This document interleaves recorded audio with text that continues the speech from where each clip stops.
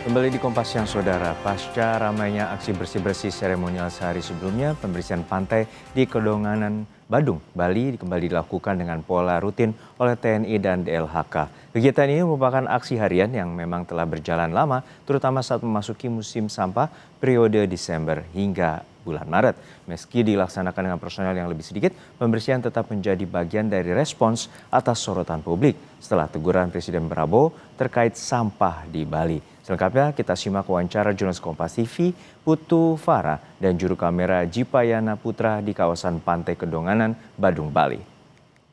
Halo saudara, saat ini saya sudah berada di Pantai Kedonganan, Kabupaten Badung, Bali.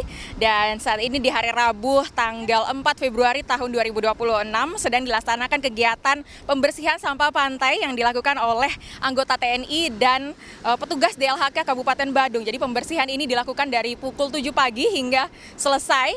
Dan memang pembersihan ini memang sering atau setiap hari dilakukan selama awal tahun 2026. Dan bagaimana selengkapnya kita langsung saja tanyakan dengan Bapak Wayan Sudana selaku Ketua Tim Pembersihan Pantai dari Kodim 1611 Kabupaten Badung. Halo Bapak, Bapak kabarnya baik Bapak? Baik-baik. Bapak, untuk acara pembersihan ini, apa sih sebetulnya semangat atau motivasi dari pembersihan pada pesisir pantai pada hari ini? Kalau masalah semangat atau motivasi, ya saya rasa kita semua kan sudah tahu Bali ini adalah Bali daerah wisata. Di samping itu, Bali terkenal juga karena keramahan, kebersihan, dan kerjasama gotong royongnya di Bali. Itu yang menjiwai kami selaku prajurit-prajurit TNI ya khususnya. Kemudian mungkin nanti kelanjutannya akan dibantu oleh masyarakat-masyarakat lainnya yang akan bersama-sama untuk kita melaksanakan kegiatan pembersihan di pantai. Demikian. Bapak, untuk anggota TNI sendiri itu berapa orang setiap harinya yang turun ke pantai untuk melakukan pembersihan? Kalau kesehariannya, karena kita akan terbentuk satgas juga, untuk sementara keseharian mengawali, kami mendapat perintah pada hari ini jumlahnya kurang lebih 85 orang. Nah, itu kita bagi menjadi 3 sektor yang ada di pantai. Yang pertama Pantai Kelan, yang kedua Pantai Kedonganan di sini, kemudian yang ketiga Pantai Jimbaran yang ada di sebelah sana. Itu kita bagi dari 85 kita bagi 3. Demikian. Untuk sampahnya nanti itu teknisnya seperti apa? Apakah dipungut terlebih dahulu, baru kemudian dipilah, lalu ditimbun terlebih dahulu, lalu dibawa kemana? Itu bagaimana teknis secara keseluruhan? Untuk teknis tentang sampah, sebenarnya kami kan tidak paham dengan bagaimana cara pengolahan itu. Kami hanya di sini membantu melaksanakan pembersihan, kemudian dikumpulkan jadi satu dulu. Setelah itu dibantu dengan pihak DLHK-nya dengan eskapatornya mengangkat yang berat-berat seperti kemarin kayu-kayunya besar-besar, kemudian itu dibantu oleh eskapator, kemudian ditempatkan dalam satu titik. Setelah itu baru nanti akan diangkut oleh truk-truk pengangkut dari pihak DLHK. Demikian. Ini kan pembersihan ini dilakukan setiap hari ya Pak. Ini sudah dimulai dari bulan apa Pak untuk khusus untuk tahun ini begitu? Sekarang bulan Februari ya. Sebenarnya itu sudah kita laksanakan dari awal tahun. Karena antisipasi dari tahun ke tahun memang Pantai Kedonganan selalu mendapat kiriman-kiriman sampah dari laut. Entah itu dari daerah mana, yang jelas itu dari laut gitulah. Itu makanya kita ibaratkan sudah merencanakan itu untuk pembersihan dari awal tahun. Demikian. Untuk sampahnya itu sampah yang paling sering ditemukan di Pantai Kedonganan itu khususnya sampah apa Pak yang paling banyak? Sampah-sampah yang banyak itu yang sampah kiriman berupa plastik-plastik dengan kaleng-kaleng itu banyak sekali tersebar. Kemudian ada juga batangan-batangan kayu dan ranting-ranting. Seperti itu sampah yang ada di Pantai Kedonganan. Baik, terima kasih Bapak. Itu dia saudara, demikian tentang pembersihan Pantai Kedonganan pada hari ini. Jadi memang pembersihannya itu dilakukan di 3 sektor sebetulnya, dari Pantai Kelan, kemudian Kedonganan, dan juga Jimbaran. Ada sekitar 85 orang TNI yang langsung terjun ke lapangan untuk melakukan pembersihan. Namun di sini tidak hanya TNI saja, tapi juga dari petugas DLHK yang kurang lebih anggotanya terdapat 60 orang yang juga bergabung dalam aksi pembersihan ini. Putu Farah, Jipayana Putra, Kompas TV, Badung, Bali.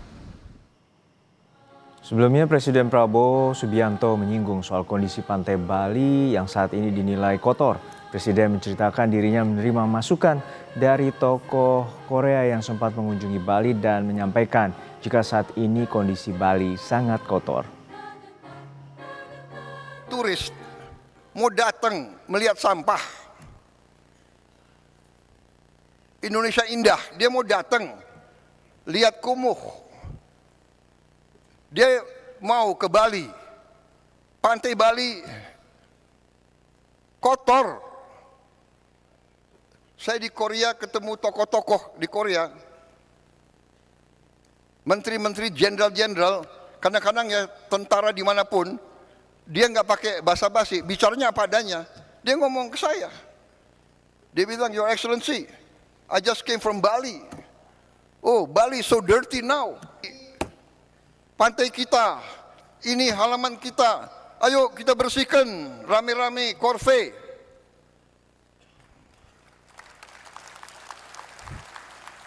Apa salahnya kalau bupati dan gubernur tidak bisa saya perintah? Dandim, Danrem, saya perintahkan kau, ya, gerakan anak buahmu, korve, tiap hari atau tiap berapa hari, korve, korve, korve. Kepolisian, gerakan korve, korve, korve. Meski sempat kena sentilan terkait sampah, Gubernur Bali Wayan Koster memuji balik Presiden Prabowo. Koster mengaku senang diingatkan Prabowo dalam Rakornas Pusat dan Daerah yang digelar di Sentul, Jawa Barat. Bapak Presiden sangat besar perhatiannya terhadap Bali karena Bali ini merupakan destinasi wisata utama dunia. Kita nggak perlu sensi kok kita ini, enggak, saya malah senang ya. Beliau mengingatkan seperti itu, berarti kita harus gerak lebih cepat lagi. Beliau memberi perhatian begitu kan, artinya beliau sayang kita, cinta kita. Jadi kita respect dan berterima kasih kepada Bapak Presiden telah mengingatkan. Citra pariwisata Bali di mata wisatawan dunia terus ditingkatkan pemerintah, masyarakat, dan stakeholder terkait harus berkolaborasi untuk menjaga kelestarian pantai di Bali. Upaya pemerintah Bali atau pemerintah Provinsi Bali maupun kabupaten kota bekerja sama dengan menggandeng pelaku pariwisata maupun masyarakat dan sejumlah pihak dalam melaksanakan program penanganan sampah jangka panjang. Analis pariwisata juga akademisi dari Universitas Udayana, Narya Narotama, mengatakan teguran dari Presiden bisa berdampak positif bagi pariwisata Bali ke depan. Program penanganan sampah harus memiliki strategi yang terukur dan berbasis data. Narya menekankan ke depannya Bali harus memiliki program penanganan sampah yang lebih baik sehingga Bali tetap dikenal dengan destinasi wisata kelas dunia. Yang bisa kita lakukan, bagaimana kita bisa melakukan tindakan pencegahan, jangan sampai banyak sampah lagi, keamanan harus ditingkatkan dan lain sebagainya yang bisa mendukung pariwisata. Nanti pada akhirnya citra destinasi, kalau dia sudah bersih, sudah aman, tentu akan membaik. Kita inginnya agar program itu memang berkesinambungan, berkelanjutan.